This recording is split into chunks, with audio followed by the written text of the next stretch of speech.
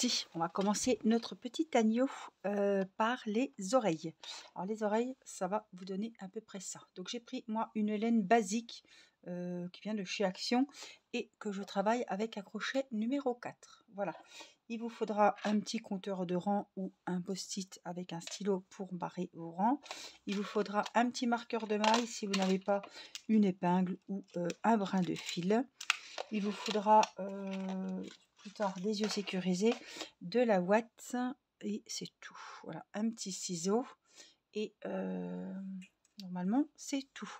Alors moi je n'ai pas fait encore l'agneau en entier, donc j'ai fait une oreille, donc c'est ce qu'on va faire aujourd'hui. Donc l'oreille elle est en 12 rangs, je vous dirai à combien il y a de mailles à la fin de chaque rang. Et toutes les débutantes peuvent faire ce tuto.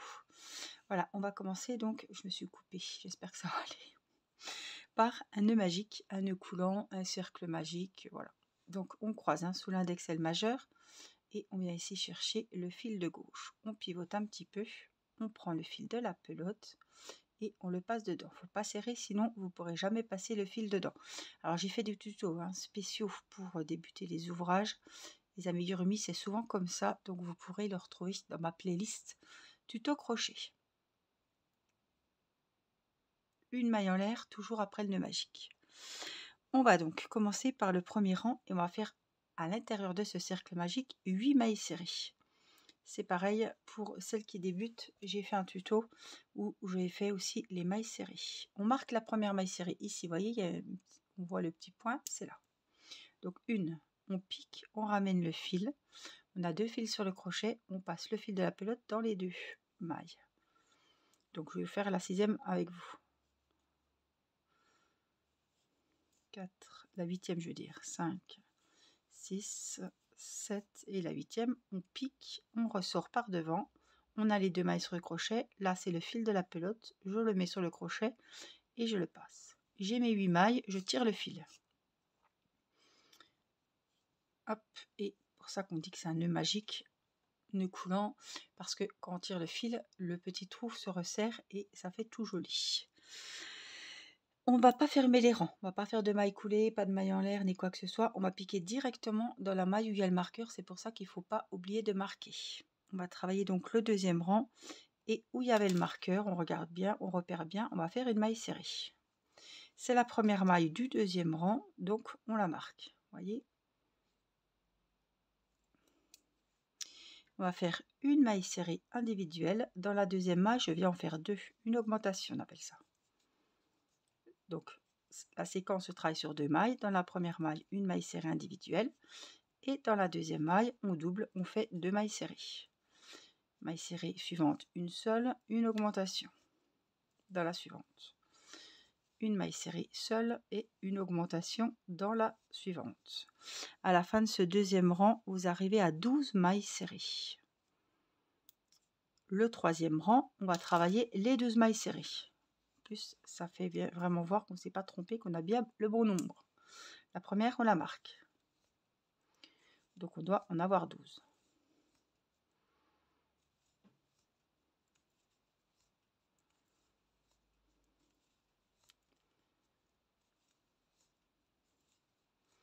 « 10, 11 et la 2e, la dernière. On a bien les 12 mailles serrées. Le 4e rang, hop, on enlève le marqueur, on fait une maille serrée, on la remet. Dans la maille suivante, on va faire une 2e maille serrée. Donc on fait 2 mailles serrées individuelles et une augmentation. Donc la séquence se travaille sur 3 mailles. Dans la première, une maille serrée individuelle. Dans la 2e, une maille serrée individuelle. Et dans la 3e, 2 mailles serrées dans la même maille. Une seule, une 2e seule et une augmentation dans la 3e maille.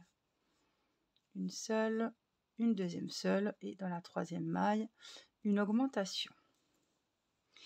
À la fin de ce 4e rang, on a 16 mailles serrées. Le 5e rang, on va faire une maille serrée dans chaque maille et il y en aura 16. Donc on travaille les mailles comme elles se présentent. 1, 2, 3,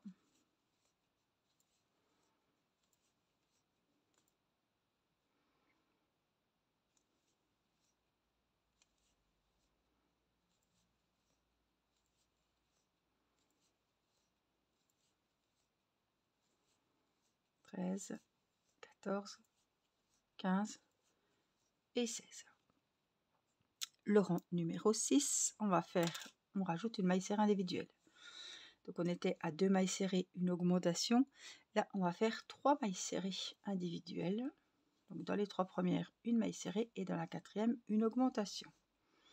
Donc sur les 4 mailles, une maille serrée. Oh, j'en ai fait 2 dans la même. Une maille serrée dans la première maille, une maille serrée dans la deuxième, une maille serrée dans la troisième et dans la 4e, je viens faire mon augmentation. 2 mailles serrées dans la même. 1, 2, 3 seules et une augmentation. 1, 2, 3 et dans la 4e, 2 mailles serrées dans la même, une augmentation. On a 20 mailles serrées en tout. Là, je vais couper un peu mon fil de départ, il me paraît un peu long. Hop, il va me gêner. Voilà. Après le rang 7, 8, 9, vous marquez les rangs comme ceci sur un post-it. Et à chaque fois que votre rang est fait, on le raye. 7, 8, 9. Donc je vais faire le rang numéro 7 avec vous. On devrait à la fin de chaque rang avoir toujours 20 mailles serrées. Donc les 3 prochains rangs, on fait les 20 mailles serrées.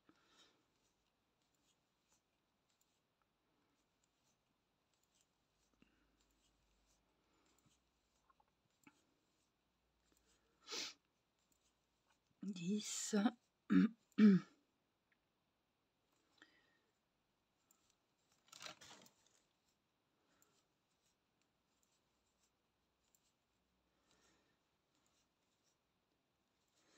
19 et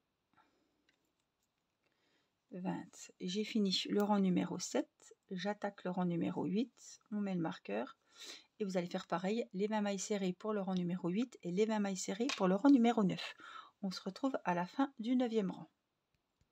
J'ai fini mes 9 rangs. On va faire le 10e rang. Pour le 10e rang, on va commencer les diminutions. Donc, on va faire 3 mailles serrées individuelles. On marque toujours la première,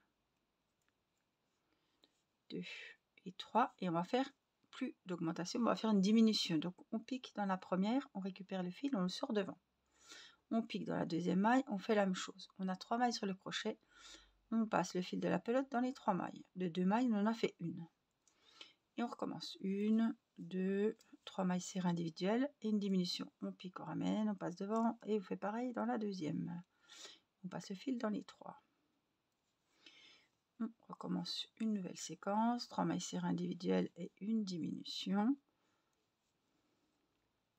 Et la dernière, 1, 2, 3. Et dans les 2 dernières, on va en faire qu'une. On pique, on ramène, on passe dans les 3. On a 16 mailles serrées dans ce 10e rang. Le 11e rang, on va faire les 16 mailles serrées comme elles se présentent. Donc vous marquez bien la première et on fait les 16 comme elles se présentent.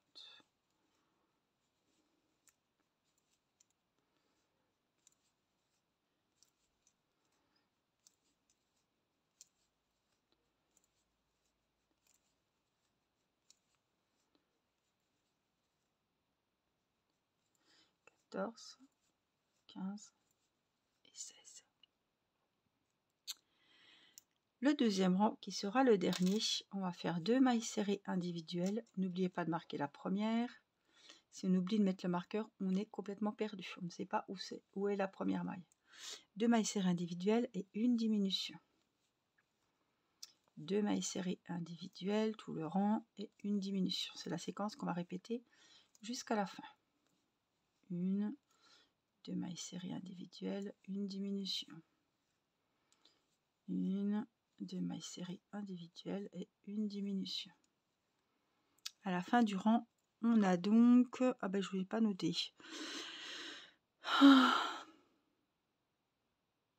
12 je pense. On va les compter. 2, 3, 4, 5, 6, 7, 8, 9, 10, 11, 12. Voilà. On a 12 mailles serrées. Là, on va aplatir. Hop, voilà, comme ceci. Et on va faire 6 mailles serrées dans les autres mailles. Donc, je vais aplatir dans l'autre sens. Voilà, pour me retrouver comme ça à peu près. Donc on va piquer ici et on va piquer de l'autre côté. 1, 2, 3, 4, 5. Ouais. Je vais bien me mettre comme ça, voilà. C'est histoire de tout fermer ensemble. Une. Donc on pique dans les deux bords. Hein. On prend les deux côtés. On fait des mailles serrées. On n'a pas à rembourrer les oreilles. Hein. J'en ai 5 et puis je vais faire la petite dernière juste ici. Voilà, ça fait 6. Une maille en l'air. Et on va couper le fil assez grand puisqu'il va nous servir de couture. Et vous tirez, tout simplement. Voici la deuxième oreille. Normalement, elle doit être identique à la première. Je ne me suis pas trompée. Non, c'est tout bon.